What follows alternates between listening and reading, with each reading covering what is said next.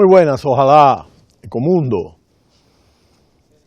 Hemos conversado ampliamente sobre el cuestionamiento de diferentes organismos internacionales y economistas sobre la política de Alemania en relación al gasto público y en relación a la austeridad, sobre todo intensificada después de la gran recesión 2008-2009.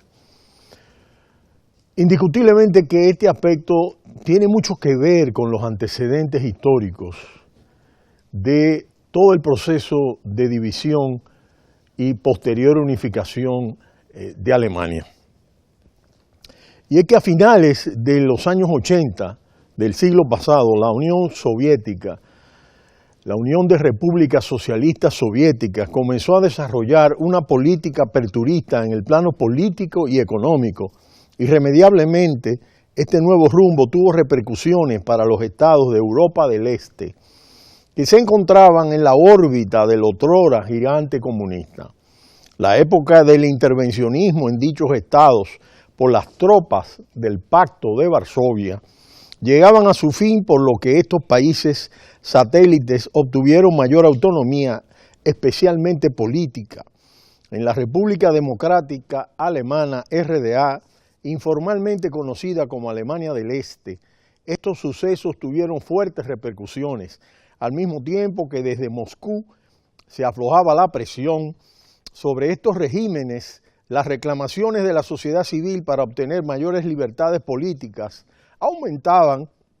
Además, a estas demandas se le sumaban los deseos de poder cruzar a la Europa occidental, ya que las fronteras hasta entonces tenían una permeabilidad bastante reducida.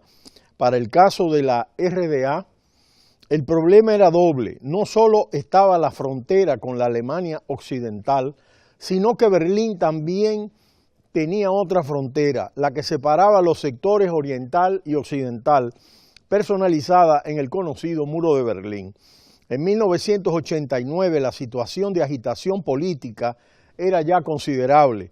La renuncia soviética a intervenir en sus estados satélites había debilitado profundamente a estos, que se veían abandonados e indefensos ante las reclamaciones populares. La única salida del régimen germano oriental, la parte este, era intentar legitimarse de alguna manera. Cómo ganar con solvencia las elecciones municipales en mayo de ese año, cosa que el Partido Socialista Unificado de Alemania consiguió con un 98,8% de los votos. Sin embargo, las elecciones estaban amañadas y carentes de legitimidad, por lo que la táctica, como era de esperar, tuvo el efecto contrario: dar motivos a aquellos que querían libertades políticas y movilizar a gran parte de la sociedad. Mediante una serie de presiones de diferentes tipos, el régimen político se vio obligado a dejar libre el muro de Berlín tras 28 años de vida. A primera hora de la mañana del 9 de noviembre de 1989, en Berlín Oriental, se reúnen los tres altos cargos de los servicios aduaneros de la República Democrática Alemana y el encargado de la unidad de control de pasaportes para redactar una normativa de viaje que debía permitir salir legalmente a los ciudadanos que querían abandonar el país de forma permanente y que hasta la fecha lo estaban haciendo a través de vecinos socialistas. De aquella reunión de trabajo salió un enorme enredo que antes de que acabara el día había derrumbado literalmente el muro que dividía la ciudad y dinamitado el mundo bipolar surgido de la Segunda Guerra Mundial. Para muchos analistas e investigadores, este evento no fue una conspiración de la CIA, ni la KGB, ni la Stasi, que estaba en ese momento. Más bien fue lo más parecido a una comedia, de acuerdo a estos analistas.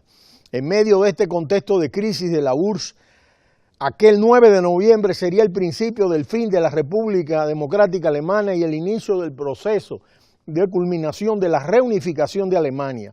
En julio de 1990 se empezaron a aplicar las primeras medidas de integración a nivel económico, social y laboral, lo que permitió que el 3 de octubre de ese mismo año Alemania quedase oficialmente reunificada. Sin embargo, no todo fue fácil de conectar. Económicamente eran dos sistemas opuestos. El occidental capitalista, basado en una industria altamente competitiva, alto nivel de investigación y desarrollo y con unas prestaciones sociales considerables. El oriental, ineficiente y poco productivo, con un sistema industrial en plena reconversión, pero incapaz de ser competitivo, dependiente de la URSS, sin apenas inversión en las empresas, lo que imposibilitaba que se renovasen, con un elevado absentismo laboral. Socialmente las diferencias también eran considerables. Un par de generaciones solo conocían la Alemania dividida y en cuestiones políticas, individuales o colectivas, eran muy diferentes y estaban en mandos separados y mundos muy diferentes. Las libertades políticas individuales o colectivas eran distantes. La idiosincrasia de la sociedad en gran medida condicionada al modelo económico existente en cada parte de Alemania también condicionó la reunificación, especialmente para los habitantes del este, habituados a una economía planificada.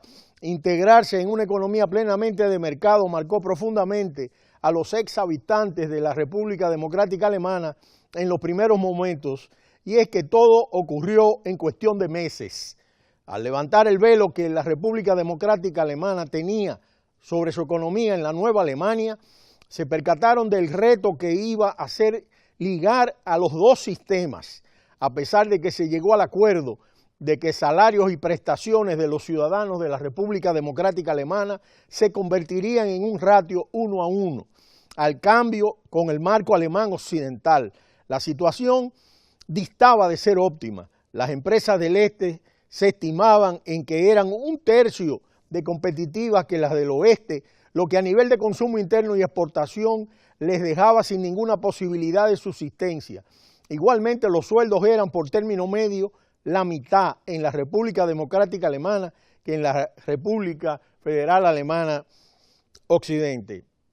El siguiente problema a abordar vino con la agencia fiduciaria que el legislativo alemán creó para gestionar las miles de empresas públicas que había en la República Democrática Alemana en el momento de la reunificación. Así, esta agencia tenía como misión administrar las empresas públicas de la República Democrática Alemana para adecuarlas a un sistema de mercado.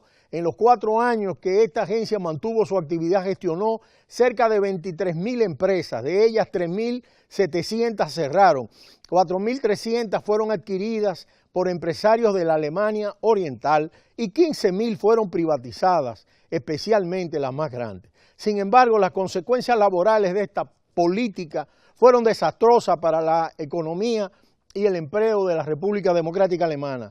Muchas empresas privatizadas, especialmente las más grandes, fueron adquiridas a un precio módico por empresas del occidente alemán que simplemente las compraron para liquidarlas posteriormente y así deshacerse de rivales potenciales. Por tanto, a las empresas que cerraron por su incapacidad para competir, se le sumaron las empresas que tuvieron que reestructurarse vía reducción de plantilla y las compradas pero cerradas. Así, el pleno empleo que existía en Alemania Oriental en los años previos a la reunificación se pasó a un 30% de desempleo en los años siguientes. La actividad económica se fue parando en Alemania. La aportación económica del este estaba muy lejos de la media necesaria para mantener estable el sistema alemán. Aunque se redujeron las empresas y se incrementó el paro, en los primeros años se intentó compensar con fuertes inversiones públicas, subvenciones para la actividad económica y manteniendo las prestaciones sociales. Y aunque poco a poco las zonas integradas en Alemania empezaron a despegar, la actividad económica se fue ralentizando como consecuencia de los enormes esfuerzos que el país había incurrido para hacer reflotar a la desaparecida República Democrática Alemana. Durante los años 90 y hasta los primeros años del siglo XXI, la inversión se estancó e incluso llegó a bajar ligeramente. El gasto social que derivó en endeudamiento se disparó y el crecimiento económico pasó de cifras que rondaban el 4% anual en los años anteriores a la reunificación a cifras anémicas que no llegaban al 2%. Incluso Alemania llegó a decrecer un 1% en 1993, lo que evidenció el gigantesco escalón que le supondría a Alemania superar las diferencias entre el este y el oeste. De manera que, tal como dicen analistas e investigadores, esta renuencia a aplicar políticas de incremento del gasto público y a dejar atrás las políticas de austeridad que como economía, motor de Europa, de la Unión Económica Europea, pues debe jugar Alemania, pues estos plantean que es en esta transición en donde se encuentra el origen de esta política y de esta resistencia a abandonar la política de austeridad tan constreñida y una visión tan poco estratégica del gasto público. Continuaremos analizando este importante aspecto para entender toda esta dinámica tan relevante dentro del marco de la Unión Europea y de la Eurozona. Pero será hasta mañana cuando volveremos en Ecomundo, ojalá 4RD. No le cambie, cita cultural.